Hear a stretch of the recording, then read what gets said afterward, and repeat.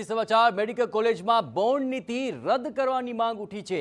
IMA દ્વારા મુખ્યપ્રધાનને રજૂઆત કરાઈ છે। એમબીબીએસ અને પીજીના વિદ્યાર્થીઓ માટે બોન્ડની નીતિ છે અને હાલમાં બોન્ડ સેવા માટે પૂરતી જગ્યાઓ ઉપલબ્ધ ન હોવાનો પણ દાવો છે। ત્યાં પોસ્ટિંગમાં વિલંબ થતા તબીબોને ન્યાય થતો હોવાનો દાવો કરાયો।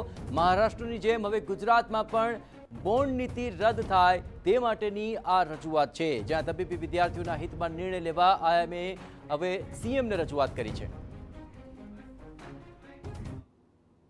અને નોકરી આપવી જોઈએ અથવા બોન્ડ એમને મોકલવા જોઈએ એ આપી શકતા નથી અને એના કારણે એ લોકોનો સમય બગડતો હોય છે અને જે એના કારણે 1 વર્ષથી 2 વર્ષ સુધીનો સમય જે ડૉક્ટર થયેલા છે એ અને જેની આર્થિક સ્થિતિ સારી નથી એવા વિદ્યાર્થીઓ ખાસ આ બોન્ડેડ આધારિત જે વસ્તુ છે એના લીધે સફળ થતા હોય છે।